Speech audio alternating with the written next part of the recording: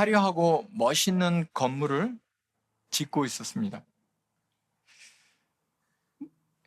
지으면서 이제 공사 중간에 건물이 잘 지어지고 있는지 중간 점검을 했는데 건물 기둥에 철근이 부족하답니다. 공사업자가 철근 일부를 빼먹는 부실 공사를 한 겁니다. 그동안 건물을 한참 지었기 때문에 너무 아까워서 어떻게든 공사를 계속 이어가기 위해 그 부실한 기둥 옆에 기둥 하나 더 세우면 어떻겠냐라고 제안을 했습니다. 그런데 그래도 소용이 없답니다. 이미 건물의 구조가 뒤틀어지고 휘어져서 계속 공사하는 것은 아주 위험하다고 합니다. 언젠가는 저 건물이 무너질 거랍니다. 당장은 무너지지 않고 어느 정도 버틸 수는 있겠지만 결국 이 건물은 무너질 것이고 다시 지어야 한다라고 얘기합니다. 그렇습니다. 건물을 지을 때 가장 중요한 것은 기초를 튼튼하게 잘 쌓는 겁니다. 그냥 빨리 높이 화려하고 멋있게 짓기만 하면 되는 것이 아니라 건물은 오랜 시간 동안 거기에서 비바람을 맞고 폭풍이 와도 견뎌내야 하기 때문에 기초는 모든 것이라 해도 과언이 아닙니다. 우리의 신앙생활도 마찬가지라고 생각됩니다. 기초가 튼튼해야 합니다.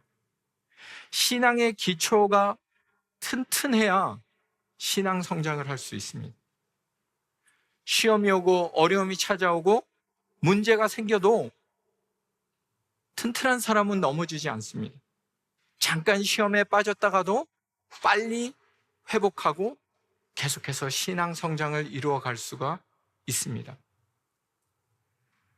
그런데 기초가 약한 사람은 별 문제 아닌 것 같은 일에도 완전히 넘어집니다. 오래 교회를 다닌다고 해도 나름 열심히 뭔가를 많이 시도를 한다고 해도 신앙이 더 자라지 못합니다. 한국 교회가 지금 왜 이렇게 어려운 문제에 빠졌다고 얘기합니까? 가장 큰 원인이 성도들의 신앙 기초가 튼튼하지 못했기 때문이다 라고 얘기합니다. 성장에만 초점을 맞추고 부흥에만 초점을 맞추다 보니 뭐가 정말 중요한지 그 기초를 못 닦았다는 거죠. 그래서 기복신앙이 판을 치고 이단이 교회 안까지 들어와서 활개를 치는데도 뭐가 잘못됐는지 제대로 분간하지 못하고 심지어 저게 더 좋은 거 아니에요? 하면서 많은 사람들이 거기에 빠지는 일이 한국 교회에 너무나 많다라는 겁니다.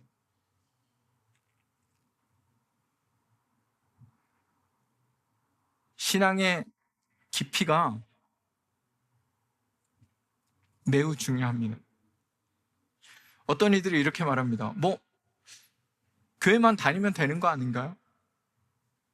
조금 신앙이 얕다는 게 정말 문제입니까? 여러분 한번 생각해 보세요. 집을 짓는데 창문이 없어요. 그러면 창문이 없어도 사는 데는 아무 지장이 없다고 누군가는 말할지 모릅니다. 꼭 틀린 말은 아니에요. 창문이 없어도 살 수 있죠, 그 집에서. 근데 창문 없는 집에서 살아보십시오. 오래 살면 이런 말이 나올 겁니다. 이 창살 없는 감옥이라고. 답답하고 여기서 어떻게 사냐며 햇살을 받지 못해서 어느 순간에는 그 집 뛰쳐나가고 싶을 거예요.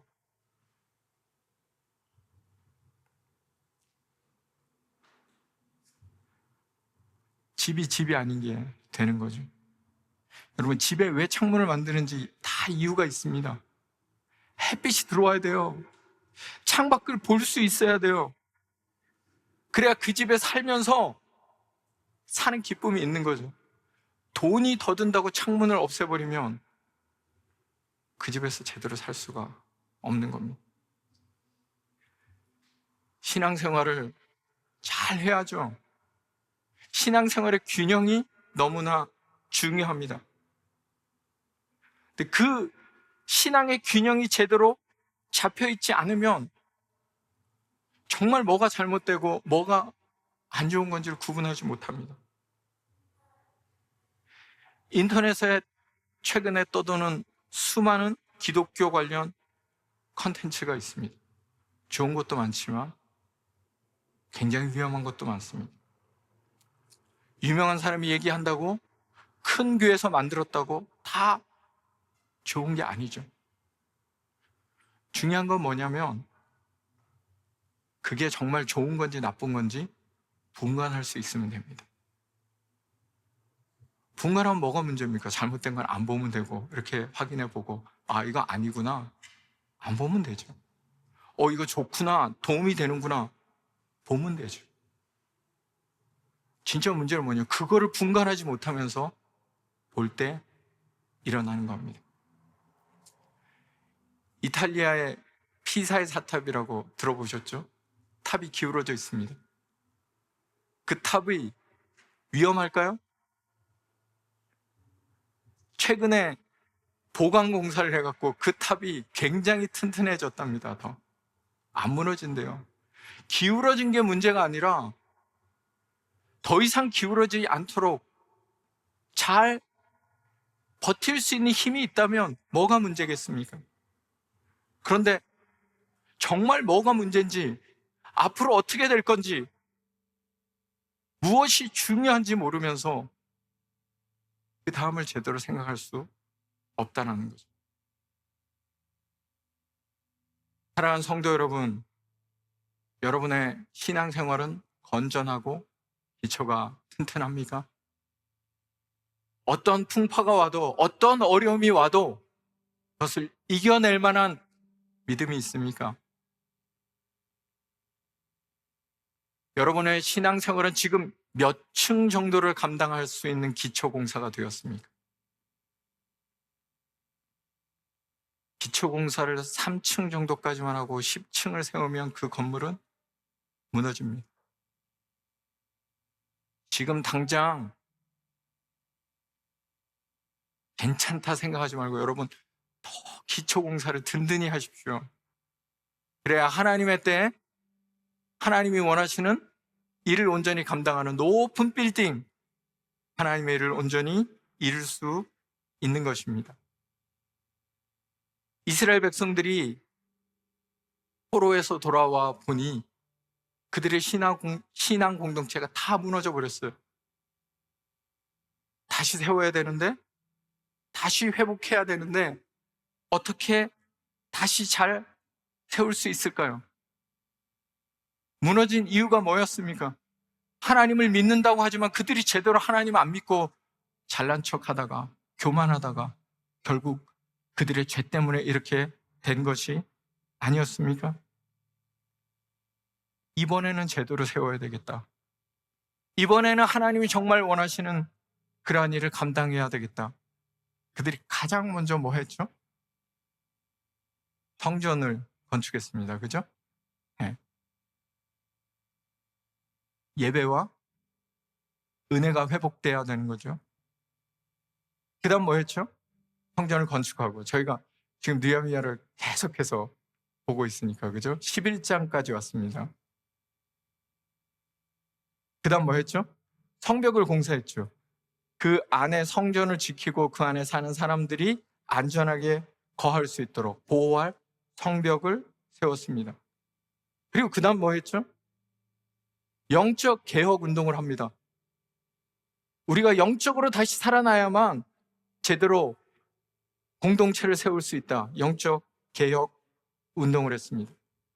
오늘 본문에는 그리고 또 한 가지 중요한 일을 한 그러한 이야기가 나옵니다. 뭘 했을까요? 영적 개혁 운동을 하고 또 뭘 했을까요? 어쩌면 이게 그렇게 중요한가 하는 일을 했습니다. 이게 정말 중요한 일이에요. 왜냐하면 사람과 관련된 일이기 때문입니다. 예루살렘에 사람이 많지 않아서 그 예루살렘이 제대로 운영되지 못했기 때문에 예루살렘으로 사람들이 모이게 하는 것, 그 일을 하는 이야기가 나옵니다. 그 무엇보다 중요한 것은 사람입니다. 어떤 사람이 모였느냐에 따라서 어떤 일을 할 수 있느냐가 결정이 되는 겁니다. 돈이 없어서 못하는 게 아니라, 물질이 없어서 못하는 것이 아니라, 환경이 나빠서 못하는 것이 아니라, 그것을 위해서 일하는 사람이 준비가 안 됐기 때문에, 그 일을 제대로 할 사람이 없기 때문에 일을 못하는 겁니다. 그 일을 제대로 감당할 사람만 있다면 일은 되게 되어 있는 것입니다.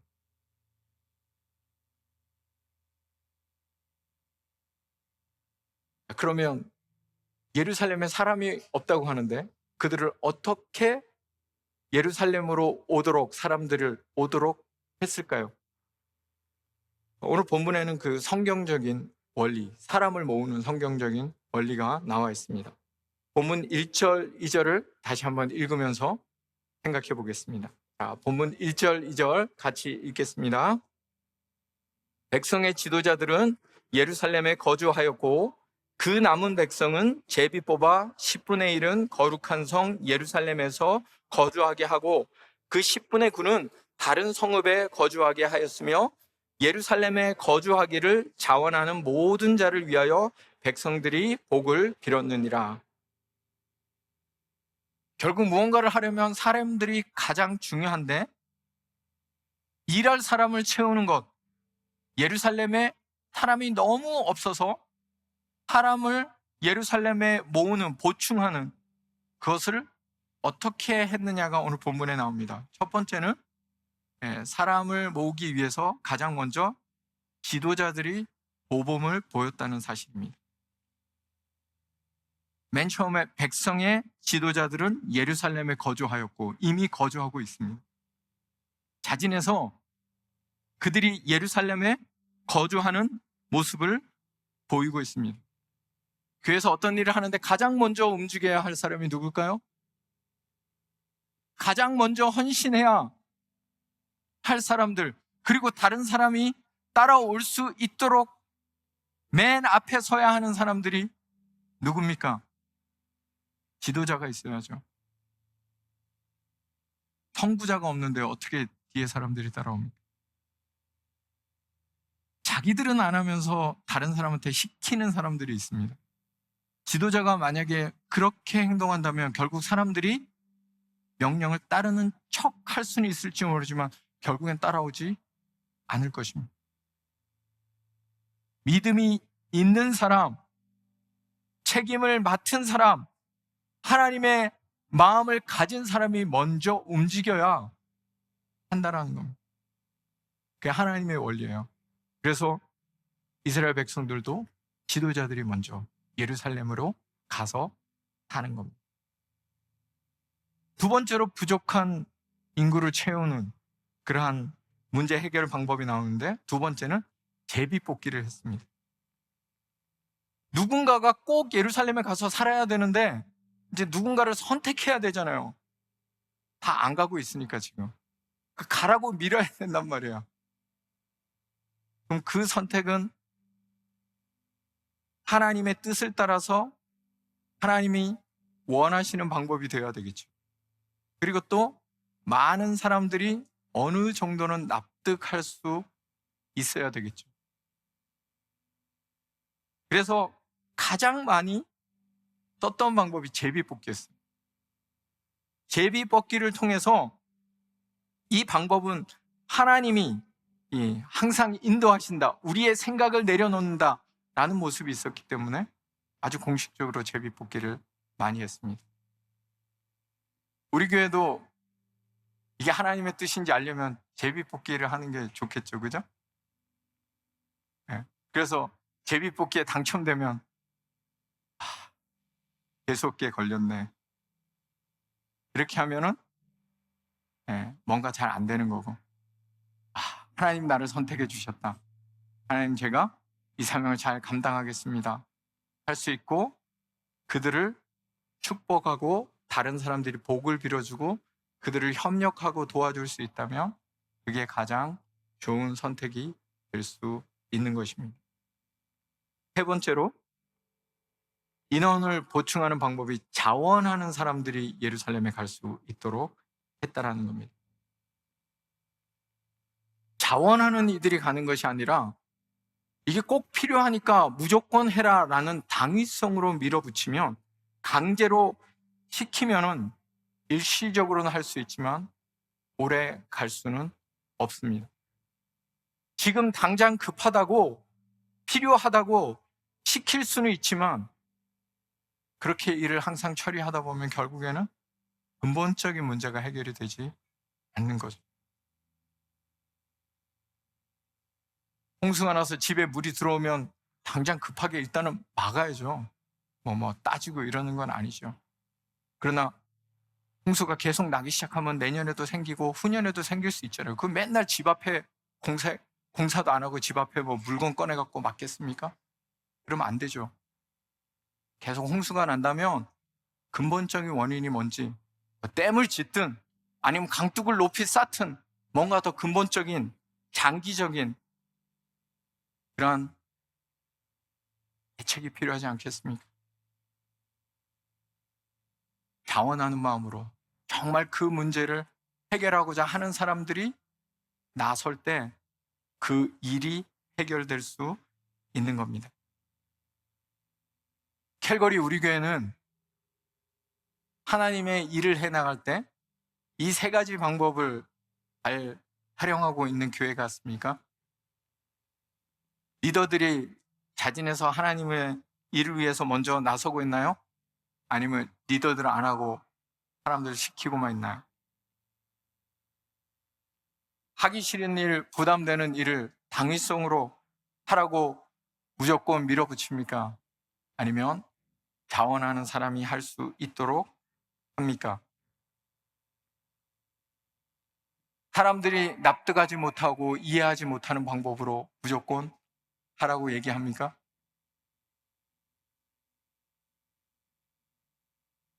사실 우리 성도님 모두에게 이거 설문조사를 해보고 싶은데, 만약 여러분 그런 일을 겪었다면 여러분 교회에 얘기하고 그러한 잘못된 부분도 고칠 수 있어야 합니다.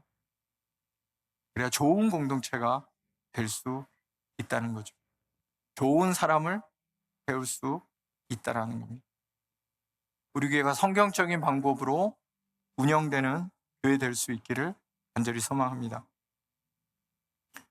성경적인 방법으로, 성경적인 원리로, 하나님의 방법으로 예루살렘에 사람이 부족한 것을 채웠다, 이렇게 얘기하는데, 계속 성경 말씀을 보면서 좀 사람이 왜 부족했을까, 이것을 좀 생각해 보려고 합니다. 자, 3절 말씀 우리 같이 한번 읽어보겠습니다.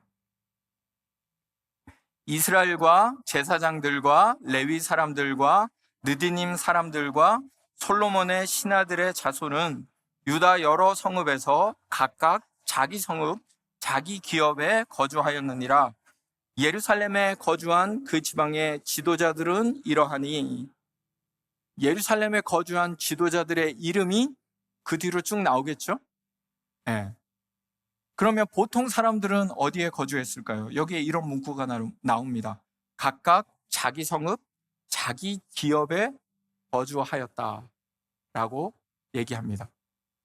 자기 성읍에 거주한 사람이 그 앞에 나왔어요. 어떤 사람이냐면 성전에서 일할 것 같은 제사장, 제사장과 함께 성전 일을 돕는 레위 사람들, 성전 일과 관련된 일을 하던 느디님 사람들, 솔로몬의 신하들의 자손들도 성전 일과 관련이 있습니다. 이 사람들 어디 사는 게 가장 좋을까요? 성전 바로 옆에 예루살렘에 사는 게 가장 좋죠. 일자리가 바로 옆인데. 근데 이 사람들이 어디 살았다고요? 예루살렘이 아니라 각자 성읍, 자기 기업에 거주했답니다. 원래 레위 사람들도 이 땅을 분배해 줄 때 각 지파들마다 레위 사람 몫을 조금씩 덧대서 머물 수 있도록 했습니다.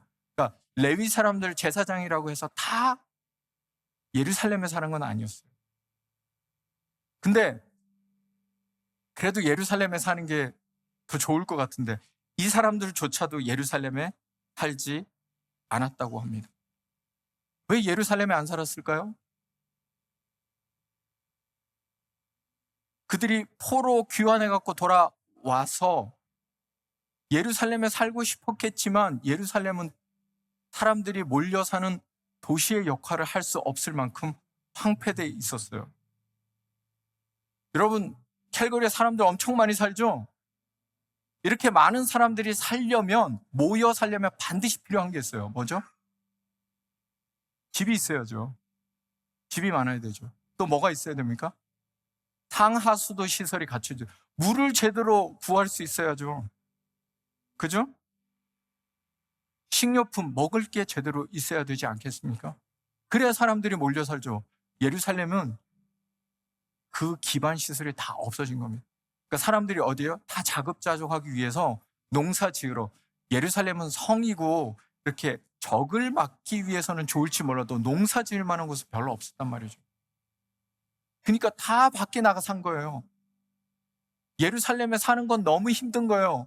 아니, 힘든 정도가 아니라 다시 다 집도 짓고 그러한 기반 시설도 다시 갖춰야 되는 문제가 너무 컸다라는 겁니다. 그러니까 아무도 거기 가서 지금 살려고 하지 않는 거예요. 예루살렘에 사람이 없으면 제사 누가 지냅니까?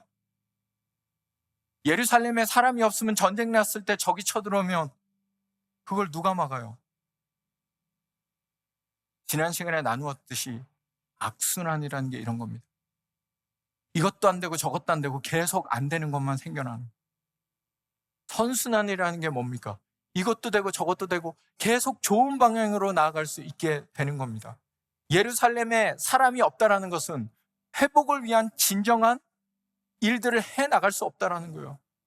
하나님을 위해 헌신하고 일할 사람들이 예루살렘에 모여서 일을 해야 되는데 아무도 예루살렘에 안 온다는 거죠.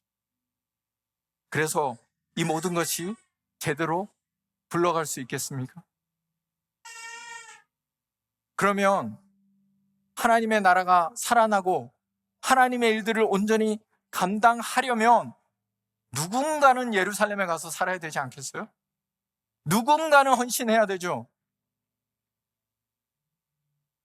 누가 할 겁니까? 다 하기 싫어하는데. 오늘날 교회의 가장 큰 문제가 뭔지 아십니까? 뭘 해야 되는지 다 알아요. 근데 나는 하고 싶지 않다고요. 누군가 해주기를 바랍니다. 그 누군가가 없어요. 서로 계속 미루고 있으니까 회복이 더딘 겁니다. 누구라도 자원하는 마음으로 하나님, 내가 하겠습니다. 그 십자가와 총대를 내가 매겠습니다. 하는 사람이 몇 명만 있어도 나머지가 다 안 해도 되는데 혜택을 받을 텐데 아무도 안 하는 거예요.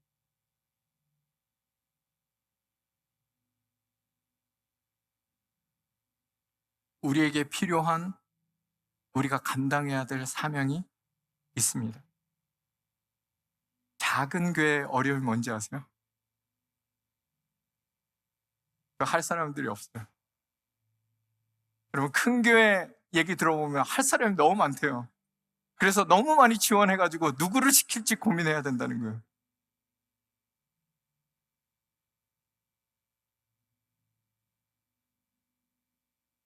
제가 하겠습니다 라고 나선 사람들의 이름을 성경이 기록을 해 놓았습니다. 오죽 안 한다고 했으면 한다고 하는 사람들 이렇게 성경에 적어 주면서 이 사람들이야말로 더 헌신한 사람들입니다. 하나님이 축복하는 사람들입니다 라고 성경에 적었겠습니까? 그 사람들 이름을 좀 봅시다. 4절부터 6절 우리 같이 한번 읽어보겠습니다. 4절부터 6절 같이 읽습니다. 예루살렘에 거주한 자는 유다 자손과 베냐민 자손 몇 명이라. 유다 자손 중에는 베레스 자손 아다야이니 그는 우시아의 아들이요 스가랴의 손자요 아마리아의 증손이요 스바디아의 현손이요 마할랄렐의 오대손이며 또 마아세아니 그는 바룩의 아들이요 골로새의 손자요 하사야의 증손이요 아다야의 현손이요 요야립의 오대손이요 스가랴의 육대손이요 실로 사람의 7대손이라. 예루살렘에 거주한 베레스 자손은 모두 468명이니 다 용사였더라. 지금 시작하는 4절부터 이름들이 쭉 나옵니다. 24절까지 예루살렘에 거주한 사람들의 가문 그리고 그들의 대표자의 이름이 계속해서 기록되어 있습니다. 예루살렘에 거주한 사람들의 대부분이 어떤 지파였냐면 유다 지파와 베냐민 지파였습니다. 그래서 여기 보니까 유다 자손과 베냐민 자손 중에 몇 명이다 이렇게 적어 놓았습니다. 원래 여호수아를 통해서 하나님이 가나안 땅을 분배해 줄 때 이 예루살렘에 있는 지역을 누가 분배받았을까요? 베냐민 지파가 분배받았습니다. 근데 거기 이방인들이 딱 진치고 있으니까 그걸 못 뺏어서 유다 지파가 올라가서 그걸 뺏었어요. 그러니까 당연히 유다 지파와 베냐민 지파가 대다수를 이뤘다라는 거예요. 누가 하나님의 일을 할까요? 누가 꼭 해야 된다는 건 없지만 대부분은 믿음의 일을 하는 사람들의 자녀가 믿음의 일을 하는 사람들 곁에 있던 사람들이 영향을 받아서 대부분 참여하는 것이 현실입니다. 부모가 믿음이 좋으면 자녀들의 믿음이 좋기가 쉽죠. 부모가 믿음이 없는데 좋은 사람도 있겠지만 결코 쉽지 않습니다.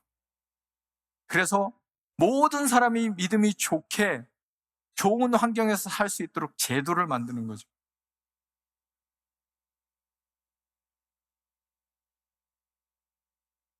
우리가 믿음이 좋으면 우리의 자녀들에게 그 믿음을 잘 전수할 수 있을까요?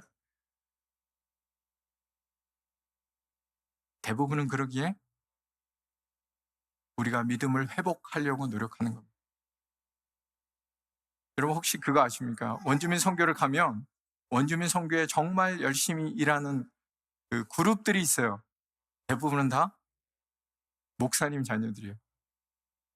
왜 목사님 자녀들이 그렇게 하는지 아세요? 맨날 교회에서 목사님 자녀들이 아버지 엄마가 하나님 일 하는 거 봤기 때문이에요.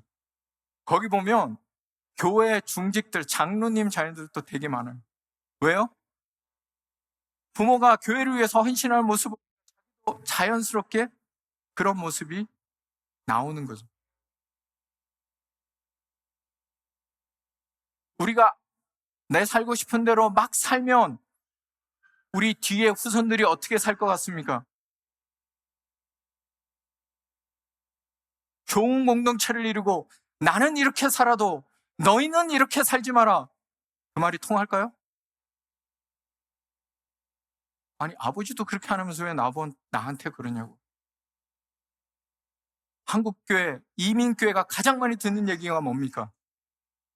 이민교회 어른들이, 성도들이 고지식하게, 보수적으로 자기 좋은 대로 신앙생활 하고 나서 애들한테는 그러지 마라. 에이, 아버지도 안 하는데 왜 나한테 그러냐고. 나이 들으니까 교회를 떠난답니다. 나이 드니까 나는 그런 예수 안 믿겠다고 얘기합니다. 그거 다 어디서 봤을까요? 진짜 그 책임을 져야 할 사람이 누구겠습니까?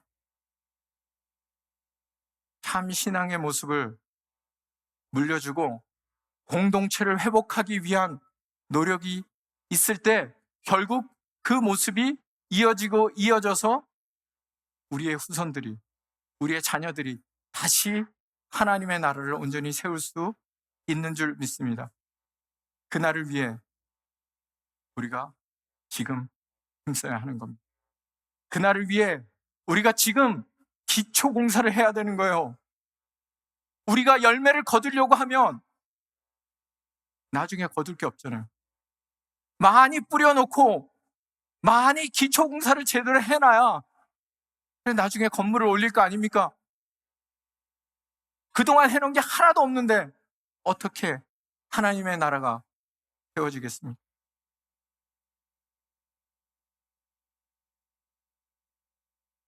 사람이 중요합니다. 사람이 없으면 아무것도 할 수 없어요.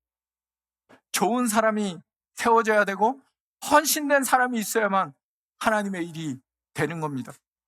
사람 많은 게 중요한 게 아니라 우리 교회 성도 한 사람 한 사람이 정말 하나님을 위해서 내 목숨을 바쳐, 내 생명을 바쳐 간절히 일하겠다는 마음이 있다면 우리 교회 미래는 밝은 것입니다. 하나님께서 우리를 다시 살아나게 하실 줄 믿습니다. 그것을 믿고 오늘 기초공사를 잘 할 수 있는 우리가 되기를 간절히 소망합니다. 말씀을 정리합니다. 오늘 씨를 안 뿌렸는데 내일 뭘 거두가요? 뿌린 씨가 있어야 거둘 거 아닙니까? 누가 뿌릴까요?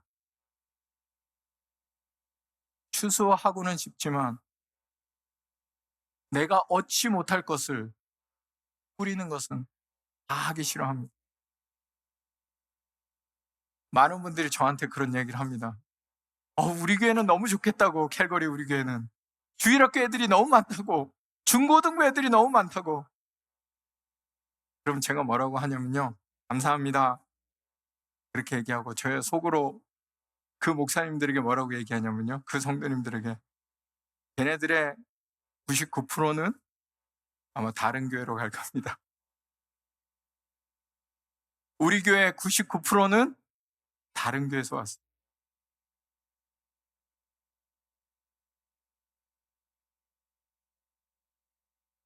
농사를 짓는 이유는 나 혼자 먹고 살려고 하는 게 아닙니다. 난 농사를 짓고 누구는 물고기를 잡고 누구는 가축을 길러서 결국 우리가 다 그거 나눠서 쓰고 있지 않습니까? 나 혼자 다 할 수 없어요. 누군가는 씨를 뿌려서 누군가를 유익하게 만들어야 되고 그렇게 공동체가 온전히 서야 우리 모두가 온전히 행복하게 하나님의 사명을 감당할 수 있습니다. 여러분이 해야 할 일은 무엇입니까? 여러분이 해야 할 일을 주님이 주셨어요. 여러분이 감당해야 될 그 일을 감당하면서 우리 공동체가 온전히 서가며 하나님의 사람들이 서갈 때 이 땅에 다시 진정한 부흥과 회복의 역사가 있는 줄 믿습니다. 그날을 소망하며 우리가 오늘을 살아갈 수 있기를 간절히 소망합니다.